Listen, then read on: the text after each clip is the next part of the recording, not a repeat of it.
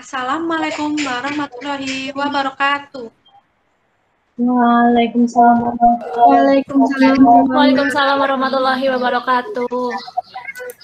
Selamat pagi anak-anak, bagaimana kabarnya? Selamat pagi, Bu. Baik. Alhamdulillah baik. Alhamdulillah, semoga anak-anak selalu sehat dan dalam lindungan Allah Subhanahu wa Ta'ala. Nah, di tengah pandemi COVID-19 ini, anak-anak jangan lupa untuk menerapkan pola hidup bersih dan sehat serta melakukan 3M, yaitu menjaga jarak, mencuci tangan, serta memakai masker. Nah, anak-anak sepertinya sudah sangat antusias untuk mengikuti kegiatan pada hari ini ya. Ya, Bu. anak-anak harus selalu semangat serta bersabar dalam mengikuti pelajaran dan harapannya anak-anak dapat memahami apa yang Ibu sampaikan pada hari ini. Nah, sebelum mulai pembelajaran, marilah kita berdoa terlebih dahulu. Berdoa dimulai. Cukup? Pada pelajaran hari ini, kita akan mempelajari materi kelas 7 semester 2, yaitu mengenai pengaruh Hindu-Buddha terhadap masyarakat di Indonesia. Nah, sebelum itu, Ibu akan bertanya apakah ada yang tidak masuk? Hadir semua, Ibu. Hadir semua. Masuk semua ya, dilihat dari kuota. Masuk semua ya, dilihat dari kuota pertemuan pada hari ini sudah memenuhi, yaitu 17 siswa. Nah, sebelum itu, marilah bersama-sama kita untuk menyaksikan video terlebih dahulu. Saudara umat Hindu di berbagai wilayah di Indonesia melakukan sembahyang melasti jelang perayaan Nyepi. Peserta yang hadir di pura jumlahnya pun dibatasi untuk mencegah kerumunan.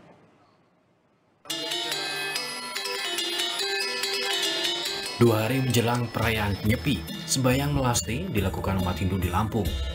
Sembahyang melasti bermakna mensucikan diri, namun upacara tahun ini berbeda. Tidak ada berkumpul dengan jumlah massa yang banyak, melainkan dibatasi dan dibagi dalam beberapa kelompok. Di Pura Yayasan Sanggar Sekar Wawai, Lampung, warga bergantian melakukan sembahyang melasti agar bisa tetap aman dan nyaman beribadah di tengah pandemi. Untuk Nyepi kali ini, yang pertama tentu kami meminta untuk dari kesadaran kami sendiri. Kedua, keselamatan seluruh umat. Tentu yang ketiga yang malah itu yang utama adalah memohon segera pandemi ini berakhir. Video tersebut adalah video upacara melasti, yaitu video peringatan sebelum Hari Raya Nyepi. Nah, dengan adanya video tersebut, Ibu ingin bertanya, kenapa sih di Indonesia sering ditemukan upacara-upacara adat, khususnya upacara kebudayaan Hindu? Ada yang mau menjawab?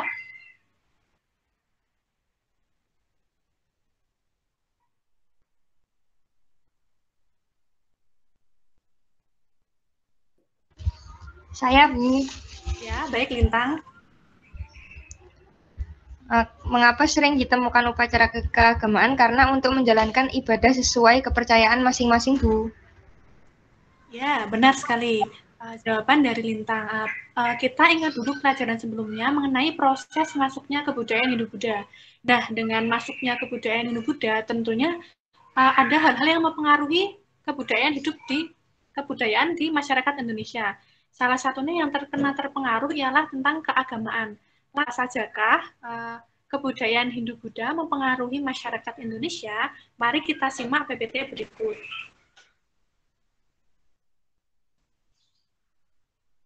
Nah, sebelumnya, apakah ada yang ingin menyampaikan tujuan pembelajaran kita pada hari ini? Saya, Bu. Baik.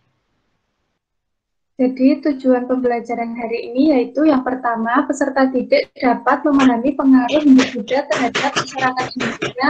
Selanjutnya, peserta didik dapat menjelaskan pengaruh Hindu-Buddha terhadap masyarakat Indonesia. Terima kasih, Bu. Ya, terima kasih, Mbak Lia. Oke, untuk materi selanjutnya.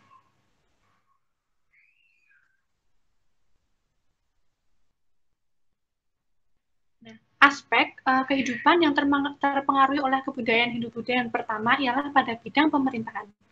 Sebelum masuknya kebudayaan Hindu-Buddha pada zaman dahulu, masyarakat di Indonesia dipimpin oleh seorang kepala suku. Kepala suku ini pandai atau mengerti, paham betul mengenai nenek moyang, sehingga seorang kepala suku ini dipercayai untuk memimpin upacara-upacara adat. Namun, dengan masuknya kebudayaan Hindu-Buddha, kepala suku tersebut digantikan oleh seorang raja. Nah, raja di sini tidak lagi dipilih oleh rakyatnya, namun dipilih secara turun-temurun. Raja dianggap sebagai keturunan dewa dan dianggap sebagai puncak dari segala hal dalam negara.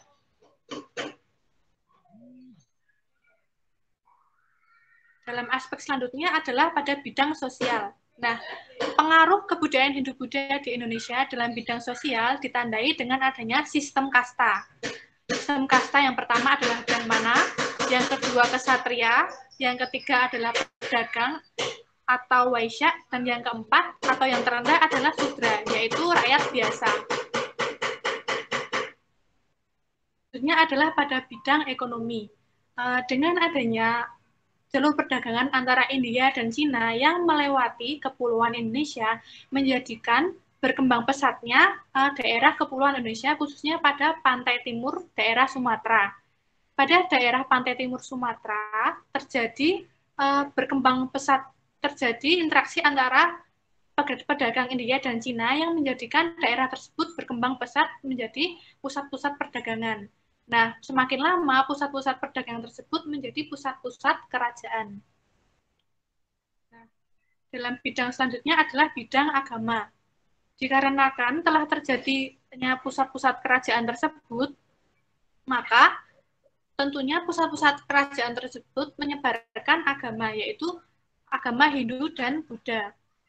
Nah, dikarenakan masyarakat mulai mengetahui tentang agama Hindu-Buddha, maka masyarakat kemudian memeluk agama Hindu atau Buddha. Namun, walaupun sudah ada agama Hindu atau Buddha, masyarakat tetap mempercayai adanya animisme dan dinamisme.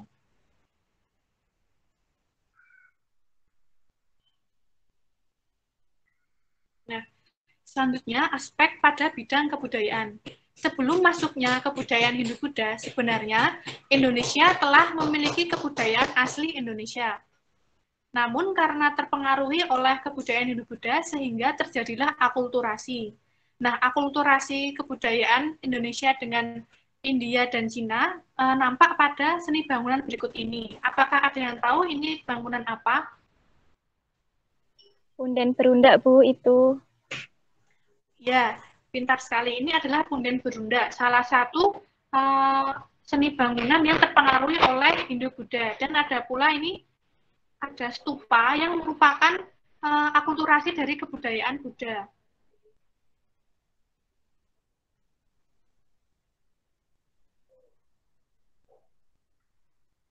Selanjutnya pada bidang kebudayaan seni rupa dan ukir.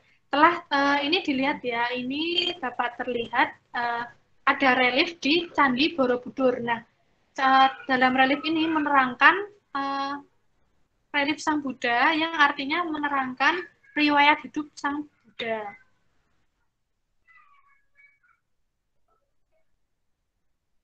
Kemudian pada bidang kebudayaan, yang pertama sastra, yaitu dikenal adanya istilah wayang. Nah, wayang ini, cerita-cerita wayang di Indonesia ini terinspirasi dari cerita wayang India, yaitu Ramayana dan Mahabharata. Mengapa? Karena cerita-cerita pewayangan yang berasal dari India banyak mengandung unsur kependidikan, sehingga banyak cerita dari India yang pada akhirnya dijadikan cerita wayang di Indonesia.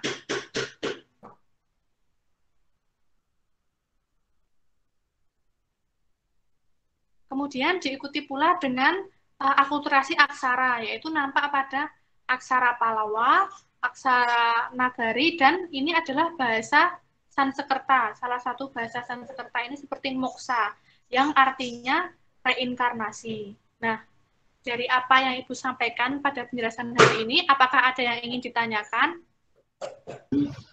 Saya, Bu, mau tanya, Bu. Baik.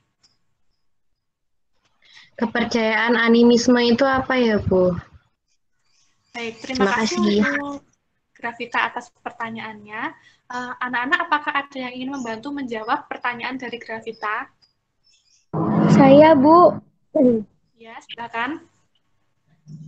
Yaitu kepercayaan kepada nenek moyang, Bu. Ya, bagus sekali. Nah, seperti yang Ibu jelaskan tadi ya, walaupun sudah masyarakat mengenal adanya agama Hindu atau Buddha, namun masyarakat Indonesia tetap ada yang mempercayai kepercayaan animisme ataupun dinamisme, yaitu kepercayaan yang ada sejak pada zaman praaksara. Baik, untuk kegiatan selanjutnya, anak-anak silahkan menyelesaikan permasalahan, yaitu mengenai bagaimanakah perkembangan kehidupan sosial masyarakat Indonesia pada masa Hindu dan Buddha. Ini perkembangan kehidupan sosialnya. Nah, untuk tugas diskusi ini, kalian akan berkelompok 3-4 orang. Kelompok yang pertama yaitu Gravita, Lintang, Hilda, Kafifah. Kelompok yang kedua Anin, Lia, dan Angel. Kelompok yang ketiga Lita, Asti, Ami, dan Vita. Kelompok yang keempat, Erisha, Amalia, dan Oriza. Nah, Ibu beri waktu 2 menit untuk berdiskusi. Lembar jawabnya dapat diakses di alamat ini. Kemudian, untuk membantu anak-anak menjawab diskusi, anak-anak dapat mengakses handout di alamat link berikut ini ya. Ibu beri waktu sekitar 2 menit.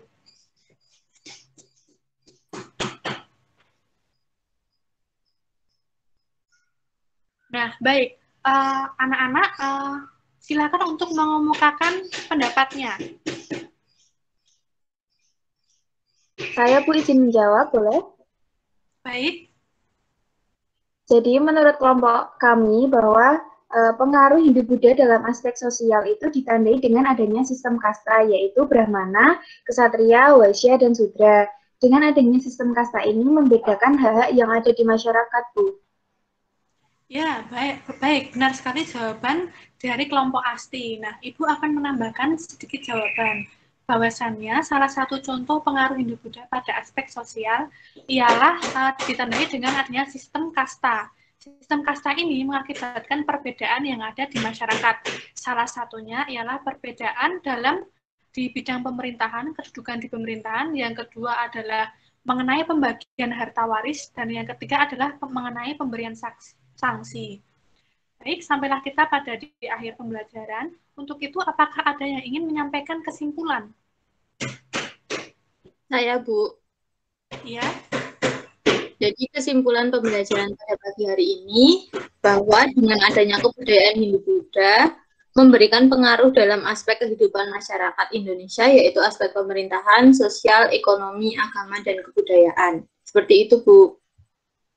Ini kesimpulan dari Anin. Untuk itu, Ibu akan menambahkan sedikit kesimpulan.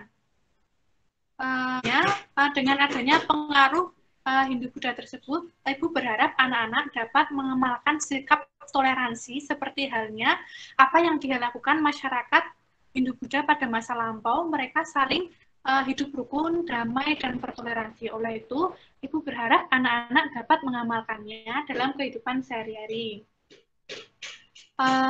Baiklah, Ibu cukupkan untuk pertemuan pada hari ini.